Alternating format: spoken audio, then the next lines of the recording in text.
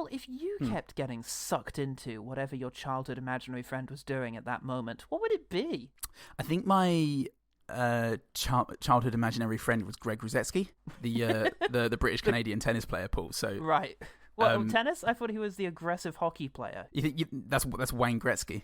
Ah, there you go. Yeah. What would Wayne Gretzky be doing right now? Wayne Gretzky. Yeah. Well, he never answered my calls as a kid, so he just sit on the wall and watch me play hockey by myself, and be like, "You fat fuck." So your British Canadian tennis player wasn't even your first choice of imaginary friend. You couldn't get the first one. Well, yeah, like any British tennis player, Paul, they tend to be second to someone else. Nobody's first choice. Yeah. Well, what would your imaginary friend be doing now? When I sit back and think of what Greg Ruzetsky might be doing now, which is what I do every day, yeah, I think probably he's in great shape because obviously, just look at him in the 90s. Tennis players don't expire. They keep that shit up. Tennis players, when they retire, they don't just stop playing tennis forever. They don't just snap the tennis racket over their knee and go, thank fuck. Look at that Bobby, whatever his name was, from the Battle of the Sexes. He was fit enough to get beaten by Emma Stone. Yeah, Bobby Davro, he was in great shape. Yep, absolutely. And when I think of what Bobby Davro might be doing now, I hope he's listening to this. Oh, fuck yeah. Tune in, Bobbies.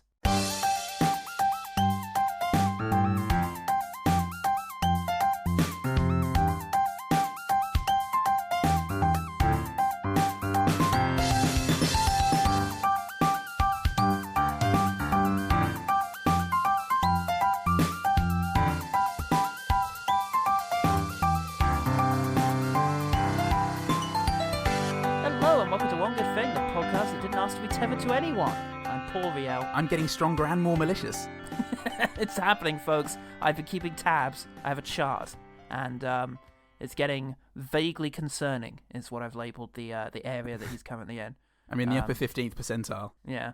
If he moves on much further, it'll be getting into territory, and that's not where I want to be. All right. This week we are continuing our journey to find a so bad it's good movie, and perhaps controversially, I decided that 2021's Malignant might just fit the bill. Ooh. The body of Dr. Florence Weaver was found brutally murdered in her home this morning. Did you know her? No, but I saw her die. I'm seeing things. I'm seeing murders as they're happening. That is controversial. Very controversial, for reasons that will become all too apparent very, very soon. The film is directed by James Wan, known for Saw, Insidious, The Conjuring, Furious 7, and Aquaman.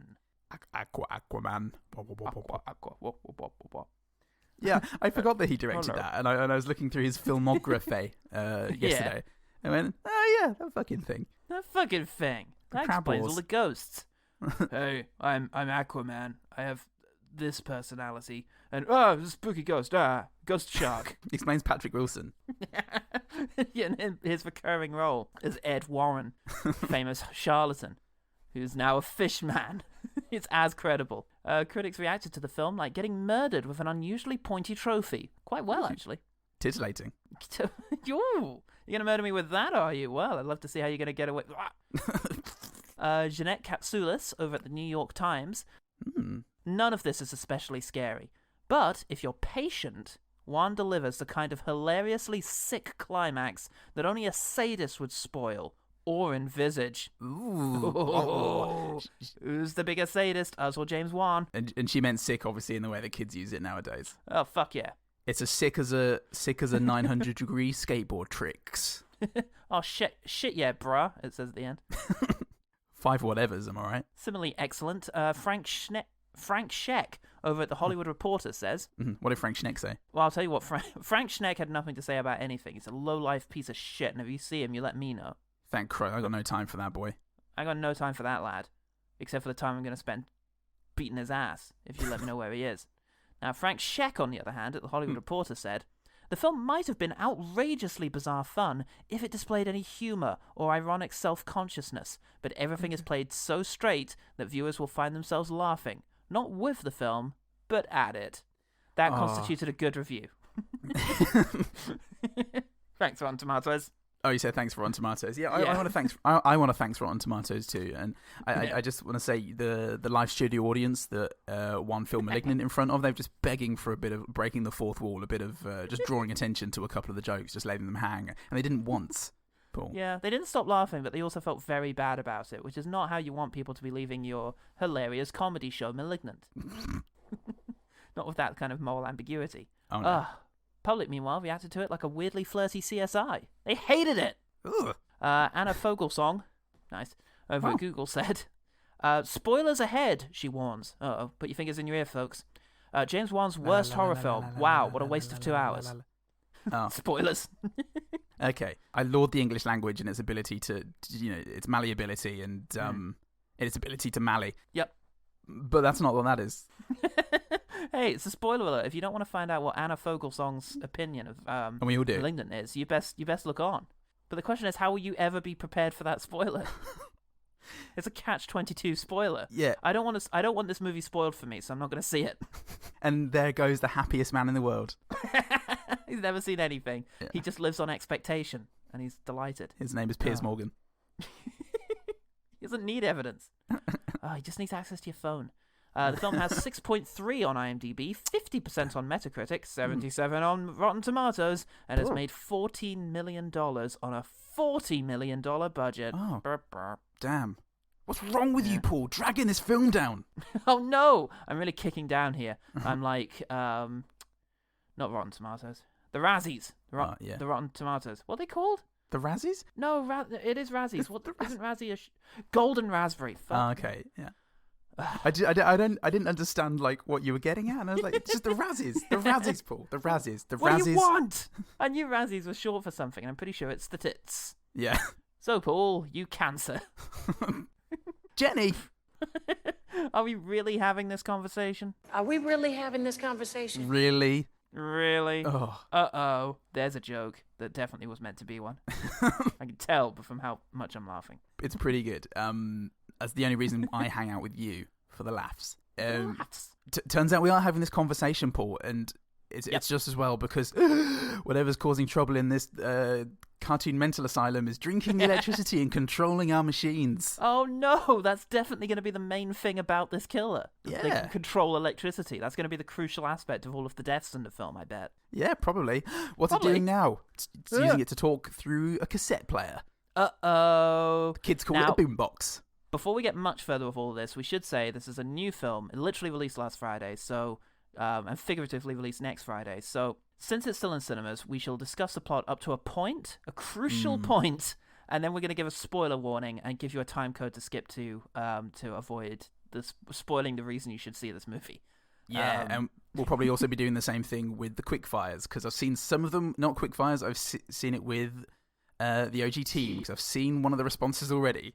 Okay. Don't read the OG team. Quickfires, we've got some control over how we phrase it, but yeah. No, we haven't. We haven't over the OG team, so yeah, those mad renegades. Yeah, they're fucking lunatics and sadists, according to what's her name from Jeanette Katsoulis at the New York Times. It's fucking Mad Max over there, guys. Yeah. Jesus, it's the Wild West, and you don't want to go there. So yes, we might either offer a time code or just bleep us out. Still record it, but bleep us out saying it. I think it's the simplest thing to do. And the only way you want to get through the bleeps is by taking that tab of acid that we've put under every single one of your chairs. When you experience time slowly enough, you will figure out what it is we're saying. Finally get us. So yeah, we start with Arkham Asylum, and Gabriel is getting stronger and eviler. Oh no! Ouch! So he's done me in. So they managed to. Sarge isn't going to help, but Lady Scientist is, because she manages to trank him, and now it's time to cut out the cancer. It's time. We cut out the cancer. Cut to Naughty's credit. Yeah. That was a weird thing for you to say with so much heft. Yeah. Who are you talking to?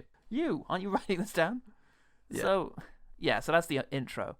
There was havoc wreaked by Gabriel. Now we have nurse main character. Crucially a nurse. We want to make that very clear. She's wearing the outfit at the beginning, and it's going to become a key part of her character, I bet, for the whole movie.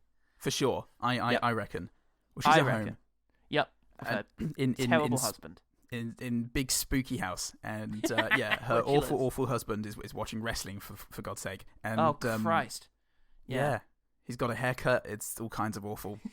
He hasn't got a lot of time to be awful, so he's got to cover a lot of ground. Yeah. Hey, I was watching that. Please, Derek, I really need to get some rest. No, maybe you need to stop getting pregnant. Spatially and thematically, emotionally, yeah. Yeah. Okay. Let me run off the list. You're an asshole. You are the reason that our babies keep dying. And here, I'll slam your head against the wall for good measure. Boom. Ow. Yeah. Stop having babies, he says. You've had like 50 already, or tried to anyway. God, so many babies. Jesus, you got a rubbish womb, love. So he smashes her head against the wall. So it goes without saying, he's sleeping on the couch tonight. Bum, ba-dum, ba-dum, ba-dum, ba. He's a good guy, really, but we haven't got much time for that because he dies from the ring. Shit. Yeah. Well, I mean, she's bleeding from the head, and she's a nurse, so obviously time for a nap. Yeah, bad husband. He gets stalked around the house by, I assume, the evil, malevolent thing from the beginning, and I know that because it's gonna fuck with him a bit first. Yeah. Some Saw music plays. I don't care how big and crazy you are. Everybody loves turning the TV on in a different room. Yeah. Freaks me the fuck out, especially nowadays, Paul, when technology's come as far as it does. They don't do that. They might break for no reason at all, but they don't just turn on for no reason at all. Yeah. I think if my TV did turn on for no reason at all, I would just be like, for fuck's sake. Alexa! Fucking piece of shit! Might bleep myself saying that unless I piss off everybody listening at home. Stop playing us out loud. You know that's not allowed. Stop playing us places where Alexa can hear us. We don't like it. We do this through conches now, everyone. It's a miracle that any of you are hearing this. Wow, if you hold it to your ear, you can hear two white guys complaining about movies. Ew. I'd like to think that whatever ethnicity I was, I'd still be as unbearable and nasal. Fuck yeah. And that's how conches are outlawed. So, it's time to meet our James Wan-style wacky cops. Oh. There's Inspector Shankaroof. Yes. There's cop from The Woman Next Door who hates every victim. Yeah. Okay, you get a kick out of this. No fingerprints, but all the hand patterns are upside down, like our perp was hanging from the ceiling. That line up with anything from forensics? No footprints on the ceiling, if that's what you mean. But I spoke to the neighbors, and more than one of them said that Mr. Mitchell used to knock Mrs. Mitchell around. He beat her? No forced entry, an abusive husband. Motive. Character who no one ever knows how to write. I think you did it, you piece of shit. We just got here. Sarge. I got a bad feeling about this one. Child who's reported a cat up a tree. Stop putting your cat up trees. I'll fucking get you. And flirty nerdy CSI lady, of course. Yeah. That archetype. Yeah. We all know and love her from Two Broke Girls? I don't know. Thank God they're here, though, because they're going to tell us this crime scene. It's unusual. I tell you what, the wounds suggest that either the victim or the perp was upside down. Oh, well, listen to this. The guy beat his wife, so motive. Wait, didn't you just say that one of them was upside down? It's upside down motive. They're both upside down, Inception. So, it turns out she lost the baby in the attack. Whoa! Oh, no. That's awkward. Yeah. That's Deal with that, tonally, movie. Yeah. So They let her sister deliver the news rather than a doctor. Yes. That was the doctor's day off. The character's sister, Manic Pixie Stepsister, Yeah. is here to offer some support while dressed as a princess. Speaking of main character, we haven't really focused in on her. She looks a bit like Sandra Bullock. So, and that's pretty much all the characters she's getting. So, Sandra Bullock. Yeah. She's not Sandra Bullock, everyone. No, she's never going to be Sandra Bullock. She's Jenny from The Mummy. Oh, she's Jenny. Jenny! Oh, well, that's better. I'll try and remember to. You didn't get it when I messaged you that yesterday, and then also did the hello thing earlier. No, the problem is I never like to. Yes, and rarely includes what.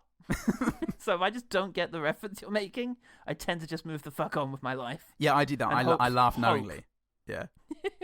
And just hope for the love of God that it doesn't come back to bite me in the ass as it has now. I think we just have to be close. You know, we have to be not afraid. We have to be people. We have to be fearless warriors, Paul. We have to know when we can be honest with each other. And if you don't know who Jenny is, or I don't know who just many of the very, very well-known classic actors that you know reference is, yeah, then we should just be allowed to say, "You what, mate? You what? To be fair, I feel like this week in particular, I frequently had to just say to you, I don't know what that message meant. Help me. Help me. I was talking about skateboarding. What's a board of skate? A board of skate, Paul. What is this? You mean the insects? Obviously, on the pond insects. What boards? I hate you and I hate this. I hate everything. So, speaking of hating things, Jenny goes back to her the house where her abusive husband got murdered last week. I don't know. It's probably fine. Yeah. Have a shower with the curtains open. Why not? Yeah. It's just, I don't know. It's got great acoustics and it's got the right feel for genre. Does that make sense, sister? Am I making sense? Right feel for showers. So, yeah, she gets spooked and chased around a bit, so she's going to get out of... Oh, no, she's going to do a Home Alone montage, but sad. Oh, no. Most Home Alone montages would be sad. They would usually, yeah. Yeah, it's a sad thing to do. Yeah, Fat Home Alone made it good. Is just testament to the uniqueness, the singular nature of those movies, Donald Trump. You just have to change the score, and it's just the most depressing thing you've ever seen in your life. But yeah, Jenny dramatically reveals to Pixie's sister that she's adopted. Jenny is adopted, it turns out, and Manic Pixie's sister didn't realize this. Yeah. Cue the biggest mystery in the movie. Is that a cover of Where's My Head? Where is my mind? Where's My Mind, sorry. Mom told me that my biological mother died during my birth. Sydney, I'm adopted.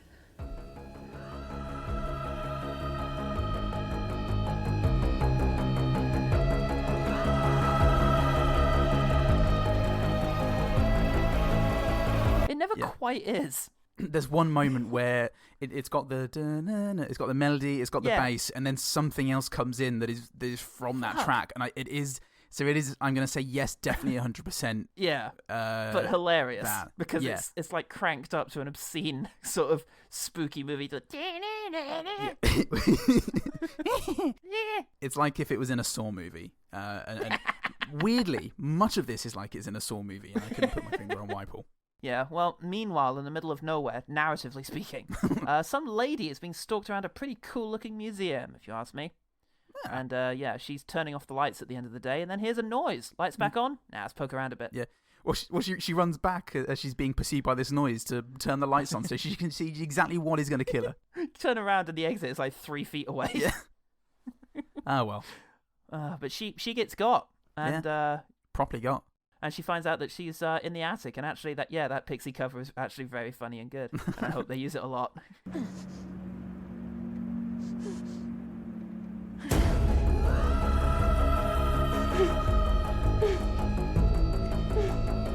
Because it's the second time in like 5 minutes, and I'm enjoying it a great deal. It did trigger something visceral within me, Paul. And it got the blood pumping again. Yeah. for some reason, it feels like a Saw movie. Can't think why. Fuck yeah. So yeah, she's chained up in an attic by a big creepy black coated guy. Oh no. Yeah. And then aforementioned big creepy coated guy goes and kills Prologue Doctor with a very pointy trophy. Yeah. And some 80s synth. Yeah. Beats her into Fix CGI Jam. Yeah. Fix CGI Jam is my new band. You're in the middle of a legal battle with Brian Eno, who has managed to... But you can't have all of them. He's TM'd every single combination of the words, Paul. Words? Fuck me. Yeah. What is wrong with that guy? What's he trying to do to music? He's trying to make it transcend beyond band titles. If you just released everything under the name Brian Eno... That's not his... That's his voice now. Hello, I'm Brian Eno. All right, me duck. Check me out at Live Aid. So... I don't know if he's in Live Aid. Probably. Yeah. Oh, by the way, Jenny saw the whole thing as it was happening. Yeah. Oh. Yes. Uh-oh. But couldn't interact with anything that was going on. Yeah. She wakes up and finds that she's once again bleeding from the head whilst hallucinating, and now she's throwing up. Time for another nap. Nap it away, folks. She's a nurse. Defund the NHS. Pointless investigators are here to explain that the killer took the trophy with him, which is good because without that, we'd be really confused by the next sequence of the killer fashioning the trophy into a murder weapon. Yeah. Wait, hang on. Has he still got that? No! The first of a few what I ended up calling montage scenes, montage training scenes, where it feels like you gotta push to the limit. Yeah. That's the only montage music you need now. Yeah. But actually, no, that music is perfect for a slow push-in on someone screaming. That's the only time it should be used. Bullock, sorry. I've got old notes. Jenny tells Pixie sister that she saw the murder happen in her weird head bleedy dream. Hospital time? Nah, day passes. And we're going to meet kindly, pudgely doctor. Aw, and his fusty ways that he's got. Yeah. Aw, his ways. Aw. With him pottering about his house. He's pottering about a bit, but oh no, the killer's here with his horror movie sting. And his CGI brush. Because that's what the guy's face becomes. Shit, yes. Yeah. Yeah, well, Jenny sees it again, and so she goes to talk to the Redunda cops so that they can not be taken seriously. And look, the cops go check out this crazy woman's hunch, because of course they've got time for that. And they find the door slightly ajar. Guns out, folks. In America, Paul, how do you work? You've got to just take every incidence of everything Wait a minute. as an excuse. This light is on. On your fucking knees. But I'm a cop too. Get on your knees. So, yeah, the guy's been murdered. The cops find out. So, obviously, she's getting called in for questioning. Muggins here. Oh, God. Well, just because I knew exactly where he got murdered. Suddenly, I'm suspicious. I'm telling you, it's... It's sort of the psychic dream. God damn it. What's so hard to understand? So, she gets a call from the killer. Oh, I guess it's time to go tell the cops who are investigating that. Oh, she leaves immediately. Time for a nap. Jenny! She goes and confronts her adopted mom, Pixie sister's birth mom. Yeah. And she's got a great entry for America's Creepiest Home Videos. Miss that show. Yeah, she puts on the fucking Emily May gag reel of like all of her creepiest birthdays. Yeah, it turns out Gabriel was her imaginary friend when she was young, and the friend used to tell her to hurt the Pixie sis when she was a baby. In order to safeguard the mother's affections. Why did you keep this video? Yeah. The wedding got taped over with Dallas, but this, they poked that little tab out where you can't record on it. Dude, who did that? It was Gabriel, wasn't it? Oh, shit. Never forget, bitch. Is what was written on the label on the spine. Mum's tape crossed out. And then in parenthesis, it went dan dan dan dan dan dan dan dan dan dan dan, and then more parenthesis, saw music. Yeah.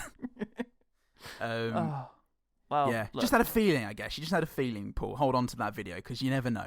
You never know. It might be good for a creepy creepy bit later on. Yeah. Oh, God. Yeah. Well, look, Detective Carruth, who is every minute starting to embody the detective from Catwoman, who couldn't figure out that Catwoman was Catwoman, he figures out that the next victim is going to...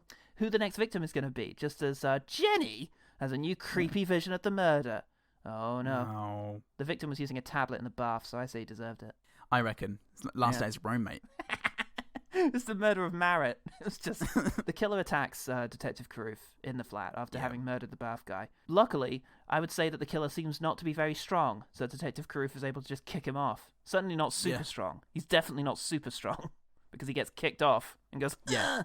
So that's established now, not super strong. Yeah, not super strong at all. They decide to do the exorcism scene, which is my favourite part of any horror movie, where the victim slowly relays exposition.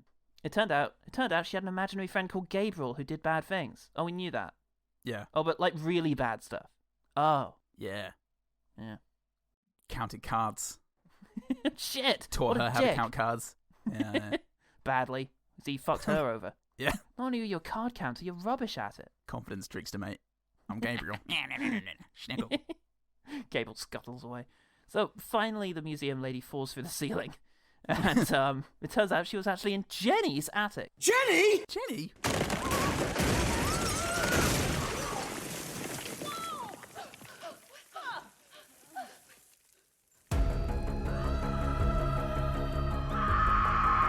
What's going on with this? No, I'm innocent, she says. And Kakoa Shaw, which is the detective's name, by the way, which is great. Oh, okay. It's like, I believe her, by God.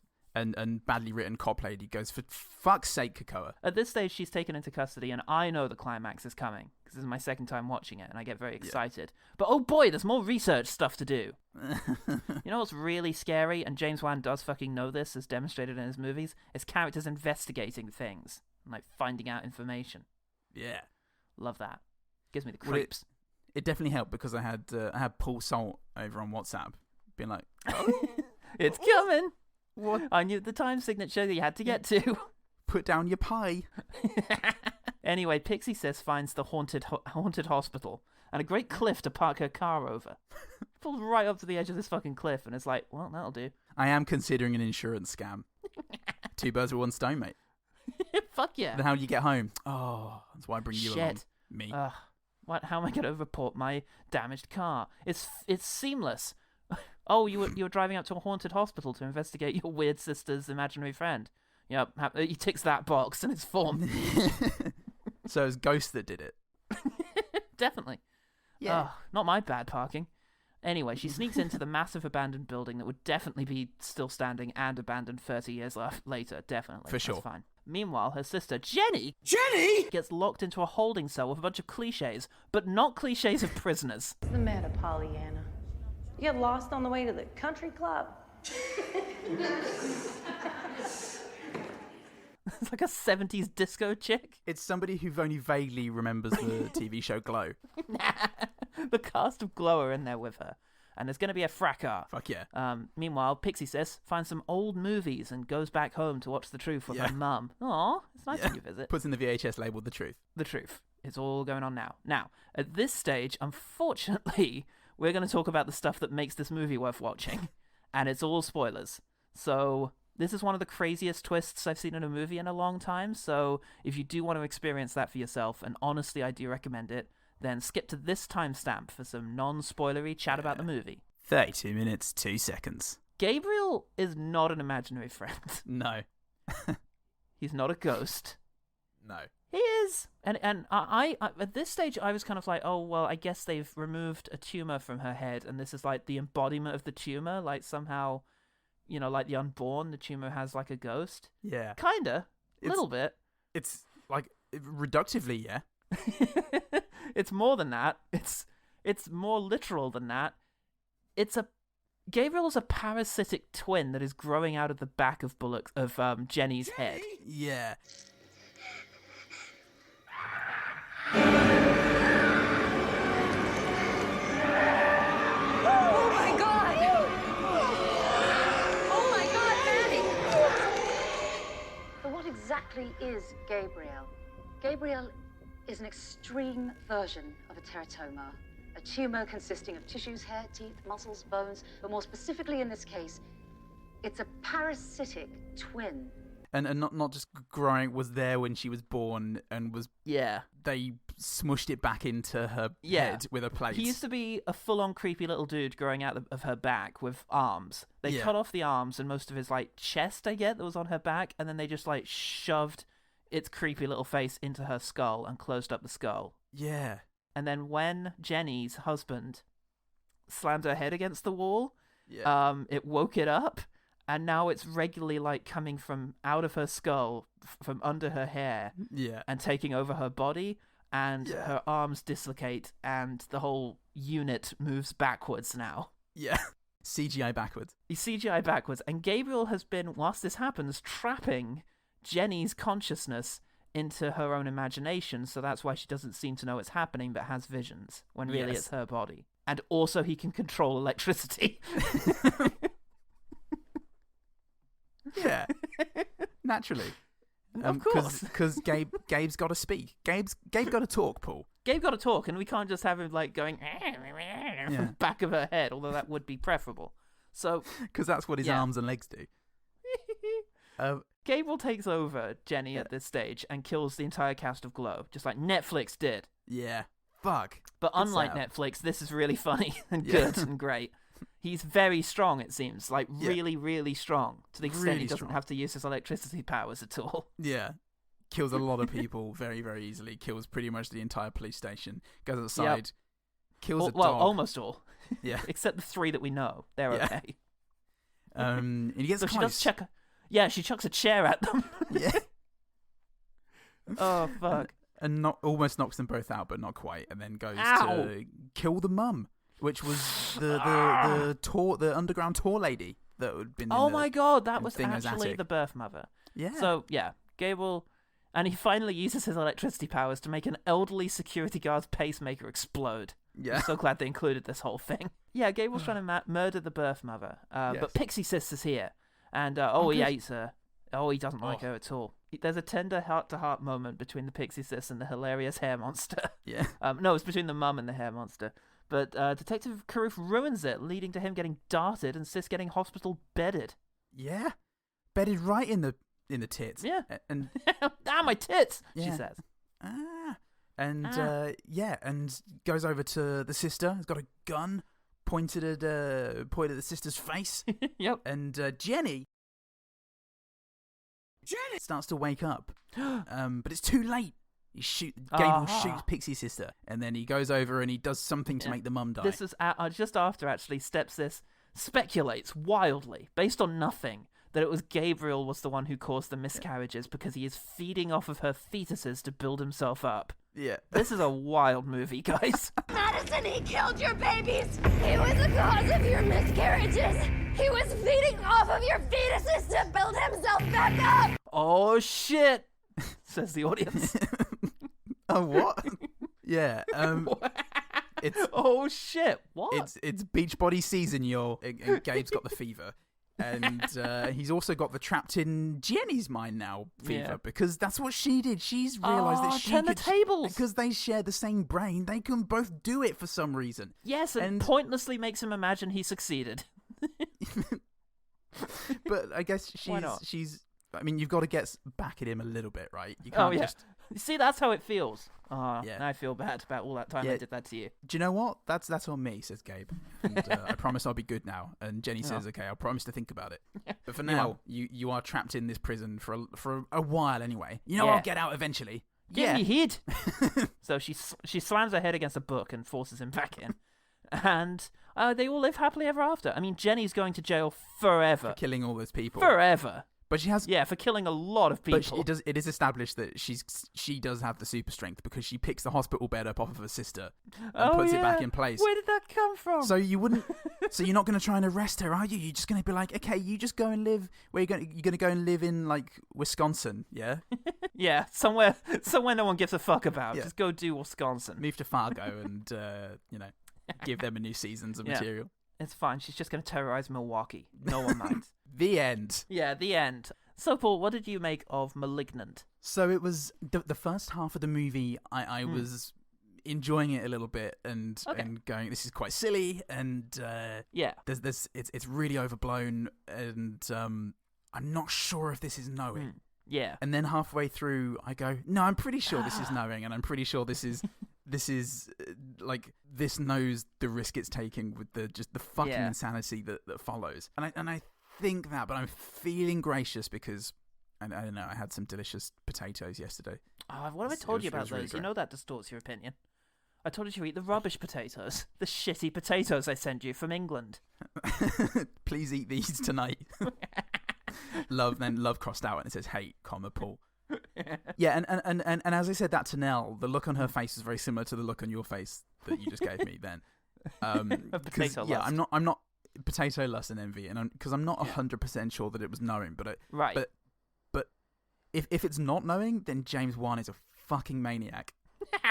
I think that's a likely solution based on Aquaman. It's so hard to say. Better than Crab Wars. Well, fuck me, I loved Crab Wars. Crab Wars I was loved the best Crab moment Wars, of my Paul. life. That's what he does, is he makes somewhat passable, okay, I kind of guess what we're going for here. Movies, and then suddenly Crab Wars. This movie was definitely a Crab Wars moment. Here's why I wanted to cover this. I watched it with the family as just a horror movie that had come out and that we could all watch together. Your family who you hate. My family I hate, but Lucy only watches horror movies. So when there's a new big high-profile director of Insidious horror movie, we can get the whole family around. Great. Cool. And we're watching. And I'm composing the review in my head, which I only really do when the movie hasn't managed to grab me. You know. Yeah. Saving some time. I wasn't composing the review of, Pig in my head when we were watching that. Yeah. But I'm watching this and I'm a little uninvolved, so I'm thinking about what the review is. And by the 90-minute mark, roughly, or 80-minute mark, the narrative in my head is James Wan returns to his pre-Insidious days when he made stuff like Saw and Dead Silence, which is a good template for this. And it's trying for atmosphere, but it's very stylized. He's knowingly going for a Giallo style influence. Yeah. And it's doing very cheap scares driven by the score, The killer is revealed in the background. It's like bam, bam, bam. Yeah, the score sometimes being the only terrifying thing in it. Like, fuck me. There were moments when the score would start up and you would wait, and then you'd think, Yeah. I guess something in there was Yeah. meant to be like concomitant to that. And the acting is terrible, but not fun terrible. Like, Jenny has this really weird way of screaming. I don't know what's wrong with it. I think it's that the intensity of the scream is not matched by her face. It's like Ray Liotta's laugh. Ooh, yeah, but also the scream is kind of, it's sometimes reverbed, it's sometimes softened. Yes.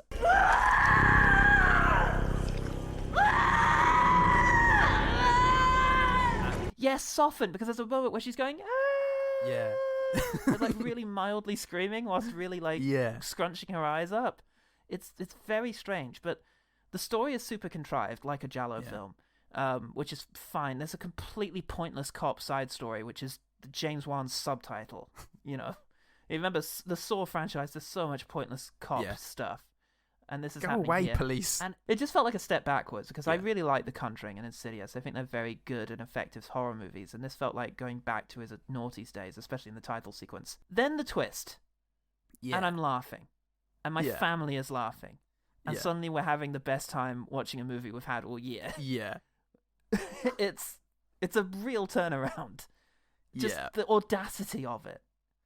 The audacious nature of what they've decided to do. The sheer nonsense of it is just lovely. And it's when the movie takes a steer from, it's no longer Dario Argento, it's now Frank Henenlotter, who made the movie Brain Damage, about an extraterrestrial alien that latches onto someone's brain and, you know, is a clumsy analogy for drug addiction. Crazy body horror, bizarre reality bullshit. Yes. And I love it. It's so weird and energetic and surreal. Surely when you're directing this bit, or you have that idea, the way it is, there has to be some knowledge of how insane this is. This isn't seen as just like, oh, this is going to be really scary, because it's obvious. And surely when it was being made, and people were like creating the prosthetics or like conceiving of the action scenes, it had to have been beer and pizza involved, and oh my god, guys. I don't know. I think maybe it is meant to just be a scary movie. It's hard to say, because here's the thing. I'm almost willing to give it the benefit of the doubt that it's meant to be hilarious, but then why the boring first two acts? And my god, the second time round, it did really bring home that it is quite a dull first two acts. Which might be a barrier to this being considered a camp classic. If they acted just a bit worse, or the stylized murders were just a bit cheesier, it would be an easier ride to the amazing batshit climax. You will see in my quickfires, I've got quite a few moments that I found fairly hilarious. Okay, good. Throughout. That's good. From pretty much the first minute. So the way I see this is, it's a very broad strokes movie. There is a few interesting moments where, so like you can tell that this is the guy who directed Saw. It's like very big. It's like bam bam bam bam bam bam. Yeah, but Saw had like lines of dialogue that were like, you know, who are you? Who I am is very fucking confused. Like that's maybe it was Lee Whannell, the screenwriter, who went on to direct The Invisible Man, but in the noughties wrote terrible movies. Maybe you needed his dialogue to really bring this home. But because the cops in there did remind me of Woman in the Window. Yeah, the humor there. The humor there was kind of lame. It was like, oh, Wikipedia Brown, just solve the case, and so I'm putting out an APD on a sloth from the Goonies. Was just, and what the fuck is the line? Are we really having this conversation? I hate that, because it's like raising awareness to, hey, this is a weird one. Yeah, exactly. But isn't this wacky? And then I started a list of characters that aren't written well, and I've got female cop, female inmates. Female cop? Yeah. Oh, aren't written well, or are written well? Aren't. Okay, thank you. But what was I saying? Oh yeah, so the way I was feeling despite all of that was there was plenty of camp. From like the soft screens were really weird. Really weird. There's a bit at the very, very beginning when Gabriel is lashing out, and a guard goes into his room to try I have placate him. Yeah, and he gets so yeah. Sorry, I'm just wasting both of our quick we are fires, quick-firing. but his arm is mauled or chewed through, or there's a spike through it or something. There's a bone coming out. There's a bone coming out, and he stares at it with like cross-eyed horror as he's looking at the wound. And it's very Garth Marenghi at that stage. It's going, yeah, it's that and Ace Ventura with the spear in his thigh. And from that I was just tittering. It wasn't Stone Cold where I was belly laughing with enjoyment. And it wasn't Troll 2 with just what the fuck is this? But it was definitely on route to Troll 2, I think. Yes. So that's what I want to. That's why I wanted to cover this, because I feel like we might be ground zero on a possible new cult movie. And I think that the route to cult moviedom is mostly there's two routes. Yeah. Either eccentric weirdos making terrible movies in the woods for £50, Trolls 2, Tuppence. That's great. I love that. Neil Breen. Yeah. Or woods or desert, depending on what's just around. Just gotta eat tuna. Yeah. Or it's misguided big budget bonkers shit that costs the world and then bombs at the box office. That's your Waterworld, your Showgirls. And, I think this might be destined for the latter, but I don't know. I am worried about those first two acts, but maybe in Quickfire we can change our minds about that. And because I do feel like the climax is well deserving of becoming a cult movie in and of its own right. I think it's better for the fact that like you have to work I spend the first half of the movie watching like what I think is 2/3 2/3 of the movie, which I think is fairly amusing and silly and and then having that turnabout, because I would actually be interested in watching the first 2/3 again and well no the whole movie, but but like paying you don't want to watch the first 2/3 and then leave it and then I know how it goes. That's me done. I mean, I don't need to watch the final third because I can just wank that off in my mind. I wasn't having a miserable time the first time I watched this. The first 2/3 I was not unhappy. I was just like, okay, this isn't as good as like some of his better stuff. It's passable. It's kind of amusing. I'm invested. It's weird enough. Yeah. Like I don't know what's going on, and watching it again, I was kind of hoping, I'll get lots of clues, and there were a couple that I'll mention in Quickfire. Yeah. Not a load. Yeah. And because the main character just isn't good enough to be relatable or bad enough to be funny. Yeah. I feel like if Brian Bosworth played Jenny, then we'd be onto a winner here. Well, Annabelle Wallis is a great actor, so okay. I've seen she's in Peaky Blinders and she's awesome. Oh, okay. This is not her at the height of her powers, I would argue. Yeah. It's unfortunate that she's had The Mummy and then this. And so it's that's just a case of a good actor who is maybe too good for the tone of this movie, but fair play to her for going for something insane. Well, because of the way that Hollywood works, none of the female stars of this movie will ever work again. But James Wan has just been handed Man of Steel 2. Oh boy, he hasn't really. He's doing Aquaman 2 though. Oh cool. I was gonna say actually I got real fucking Zack Snyder Sucker Punch vibes from this. Yes, it is. Yes, the opening sequences of Sucker Punch are very much recreated here in sort of. Yeah. Anyway, Super let's slow-mo. Quickfire because we're getting on a bit. Quickfire. Let's cut the cancer out. Which she says later in a different. She says scenario. later in a different moment, so this is just something she said sometimes. Yeah, all right, mate. It's time to cut out the cancer. Every operation. Yeah. Let's cut the cancer out. Even if it was not that, just let's remove an ingrown toenail. Yeah, lunatic. I wrote down static zoom, but that's kind of an oxymoron. It's the way that James Wan slowly zoomed in on whatever Gabriel was using to speak, because it was a fixed frame, and that wasn't moving, and it was just a very steady zoom in. There was something about the focus and the framing of it that I really enjoyed, because it was very. There is no subtext here. This is exactly what you're seeing, and it's crazy. And and that approach to the whole movie really really tickled me.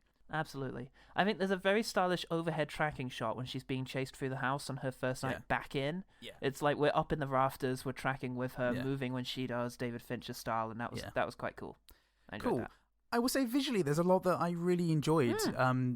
Just the framing and the cinematography. It was like it did risk that Zack Snyder just so lush that it looks completely unreal and gross. But there was enough color and texture in there, and Like he has an eye for like a kind of beauty.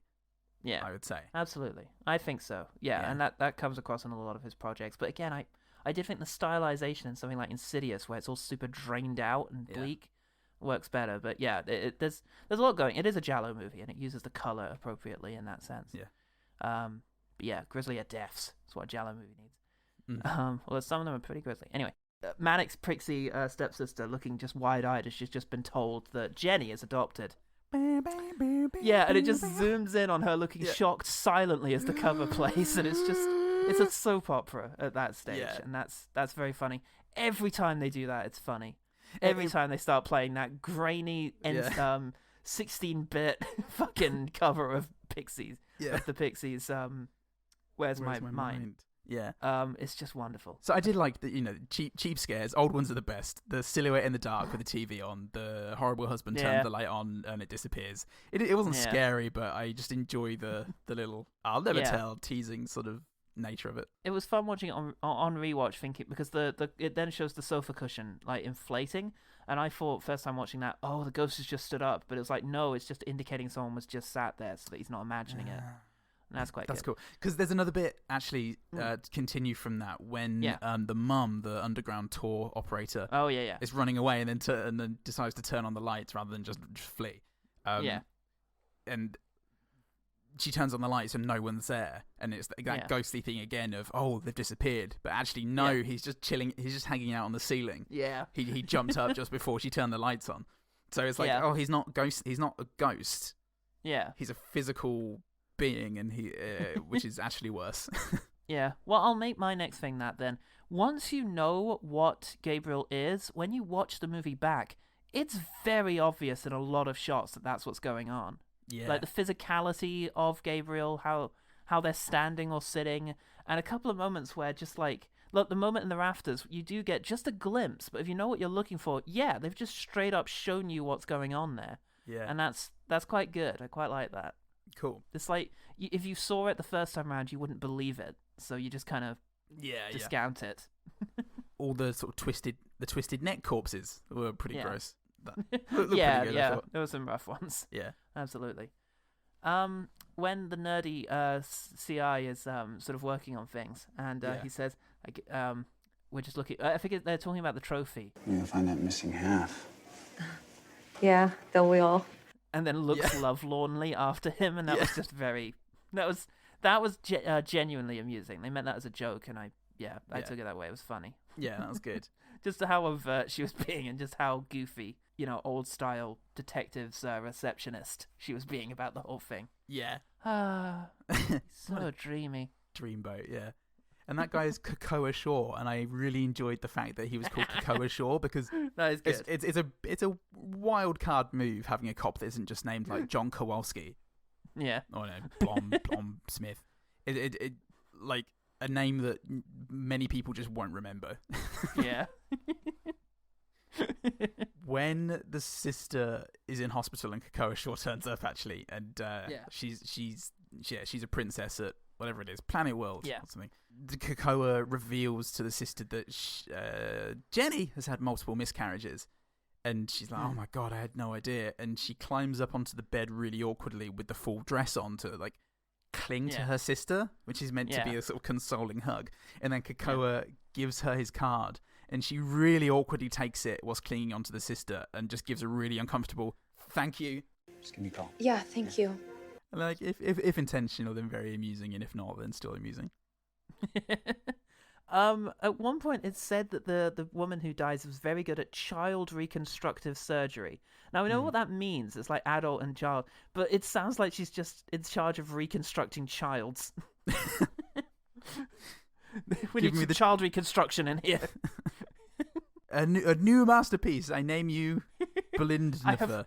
I have completely reconstructed this child out of bits of tin. I have taken Belinda and Jennifer and put them together. So Belinda-fer. Belinda-fer. Take your first steps, Belinda-fer.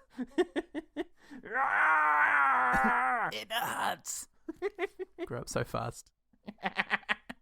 I like the tour guide, the mum, when she's giving her tour, she's got a couple of very rubbish tour guide jokes in there.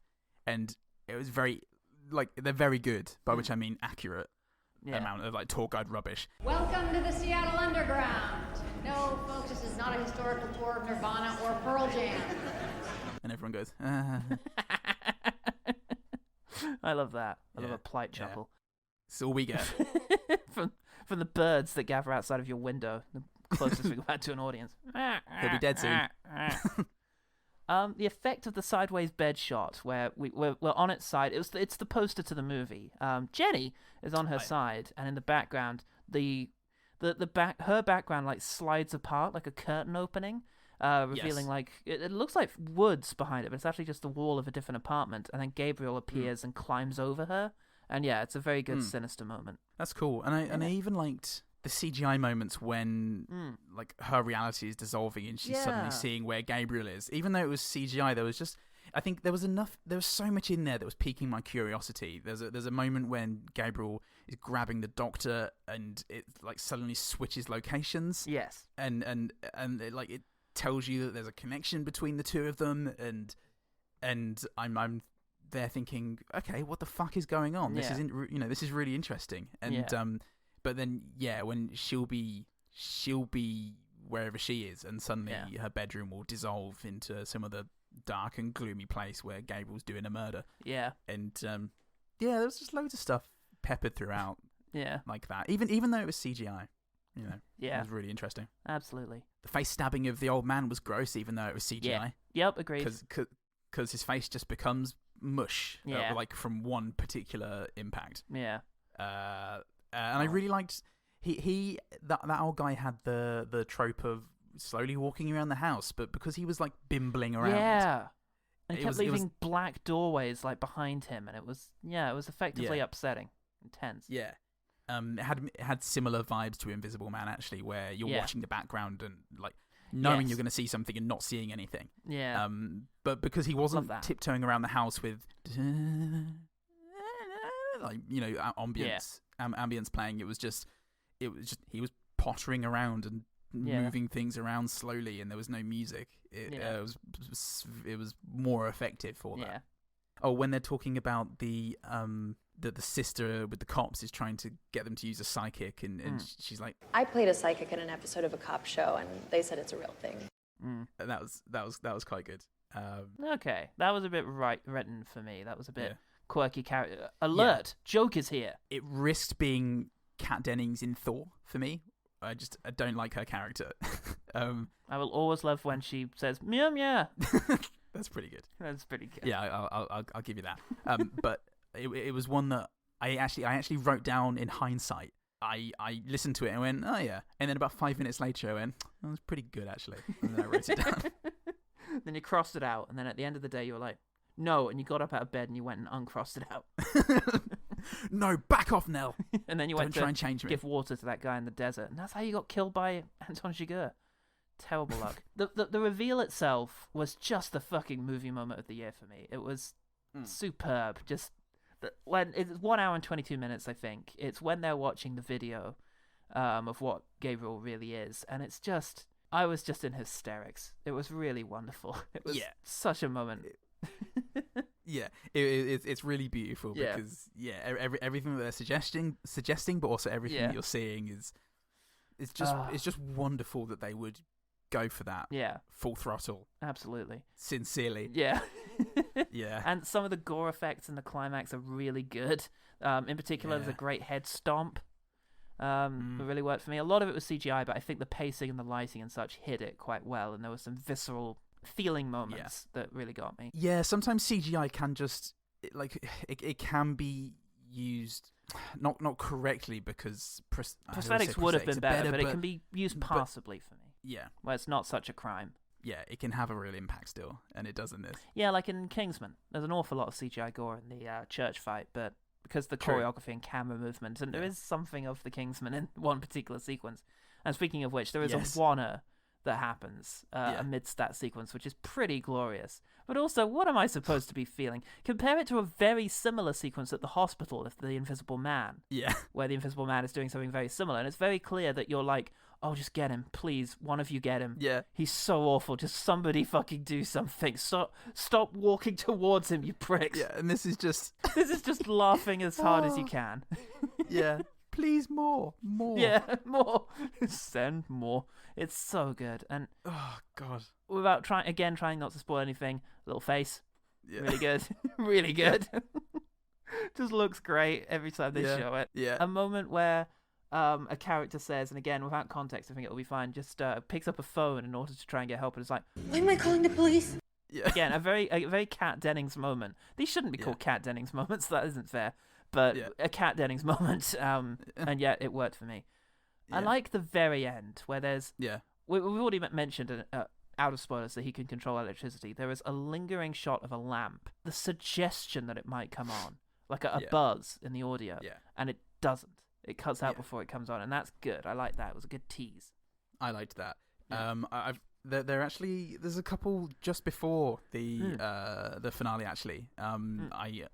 There's a bit where Madison, Jenny, in the creepy home video gag reel, is screaming it. No, she's like recovering her memories, and she's screaming as the adult, but the child's voice is coming out, which is very cool. Yeah. And also the bit when she's being interrogated by the Wonder Cops, and she goes, "I'm telling the fucking truth," and the lights in the interrogation room shatter all around her, and we get multiple Jackie Chan angles of her face with the lights bursting behind her. Okay. It's like poof, poof, poof, poof, poof. Jackie Chan doing a flying kick, and you have to see it from multiple angles to truly appreciate it. I think that was one of the first. Okay, this is getting silly. Yeah, really silly moments. Excellent. Okay, well, that's us for quick firing. There's a sentence for you. What about the OG team for quick firing? All right, let me have a quick look at the OG team. Uh-oh. What-oh. A lot of people have liked this and gotten on board in terms of contributors. We've got Ellen Graham, who hasn't seen it, but she's so keen. So yeah, it's you're gonna have fun. I think this is Ellen's wheelhouse. Yeah, fuck me. This is so. I mean, if Ellen hasn't seen a Frank Henenlotter film, then I'm gonna be pretty amazed. But yeah, this James Wan movie is a good place to start with James Henenlotter. I don't know that name.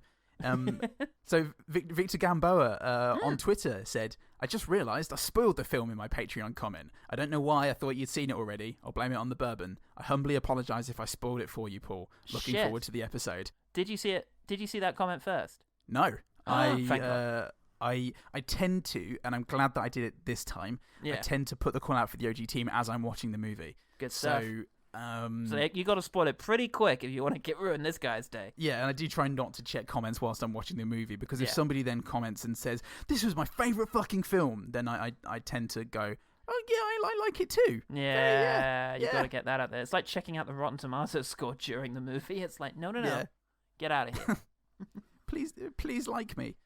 So going over to Patreon and Victor Gamboa's post, which, spoiler alert, there are spoilers in this. Okay, cut to this time in order to avoid spoilers. 58-56. I just finished watching this film a little over an hour ago, and I can't stop thinking about it. Yeah. I knew I was in good hands with James Wan, but this film surpassed every expectation I had.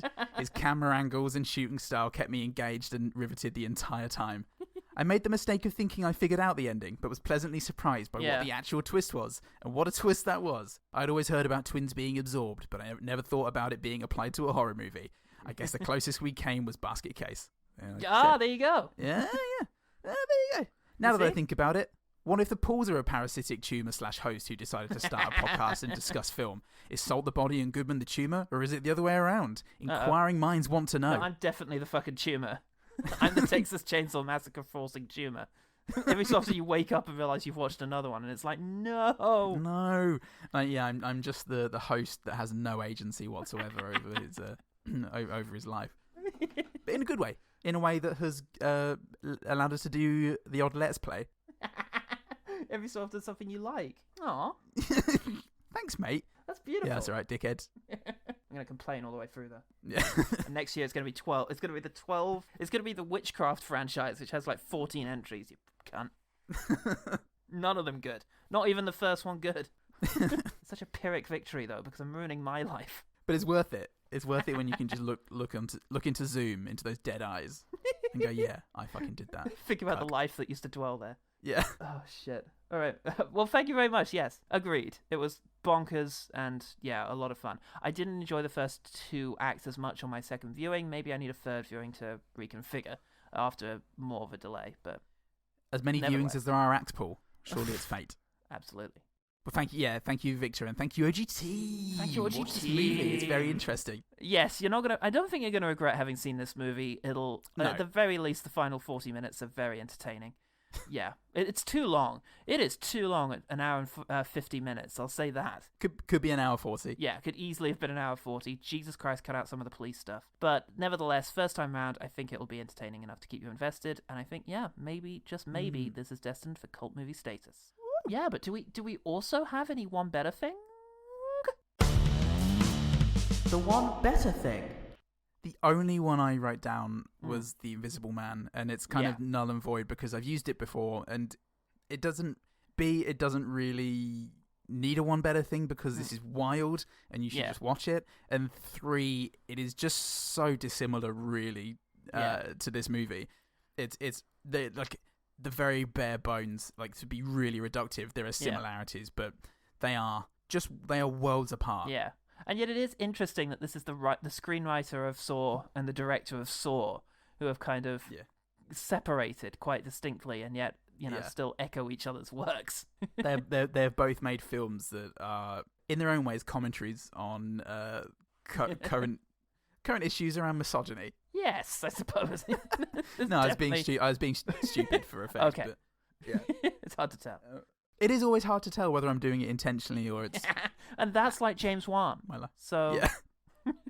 No wonder I liked it. A beautiful tribute. We've actually been super spoiled for great horror movies lately. We've had the Candyman movie go out a couple of weeks ago, and recently we had Censor, and both movies actually have something kind of in common with this movie, only I would argue that both are better, I would say. Censor looked good. I'm meaning to watch it. Oh, Censor's really good. It's probably going to be in top 10, I would say. At least 30, I would say. Okay. It's very good indeed. But I want to talk about The Night House. Okay. Because go on, then. If this movie is a somewhat disappointing, for me, build up to a wonderful ending, The Night House is kind of the opposite. It is. Okay. It's a really good build up with lots of mystery and pacing. It's Rebecca Hall is a widow whose husband committed suicide, and she's living in the house where he committed suicide, and the note left something very menacing. I think it said, "You were right. There is nothing. Nothing is after you. You're safe now," is what the note said. Okay. And it's very creepy, and she keeps getting the impression that her dead husband is trying to contact her. And as she's living in the house, she's beginning to realize that she didn't really know him as well as she thought. And it's very sinister, really good, wonderful sequences. Rebecca Hall is fantastic in the movie. And she's got these great sort of support network of friends that are kind of like, that have their own stuff going on. And I like that. Then the climax of the movie, without spoiling anything, is just a bit contrived. She gets a gun and kills everyone. She says so on the news. Yeah. Yeah, which is just a bit contrived. How did she get on the news? But yeah, it's just a bit out there for me in terms of its plotting, which is a shame because I really did love the first 2 acts, but it's still got a really good climax. Okay. A very sinister, spooky one. And yeah, the final image is quite haunting. So I would definitely recommend The Night House. Go on then, recommend it. Oh, okay. The Night House is a movie. The one better thing.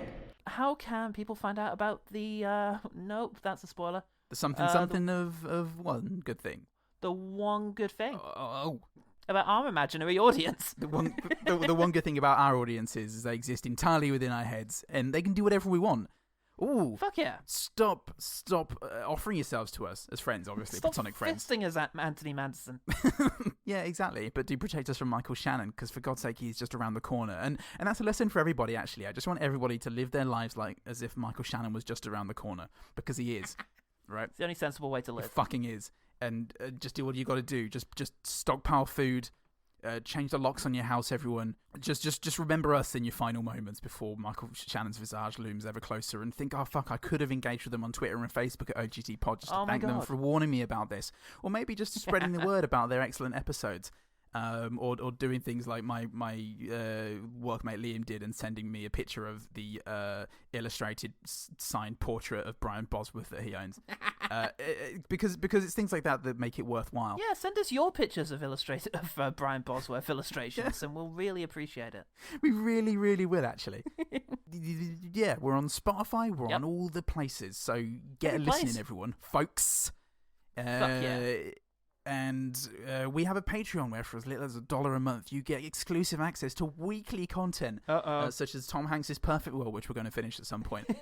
Someday. Which we were going to, but then we had some really interesting things come up that had to be recorded and released straight away, such as D&D Roulette, which is you've now had all three segments of a 4-segment story. Fuck yeah, like a bulky nectarine. Bulky nectarine, NECK. Terrine. And and much more, such as they call him the nectarine. Why? You'll see. I don't see it. Oh, Use him like a bird.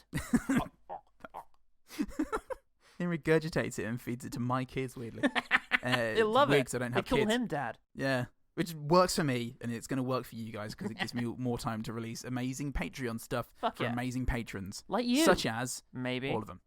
Yeah. Like you in the future, probably. That direct debit is in perpetuity. Oh, Can't shit, get out of it now.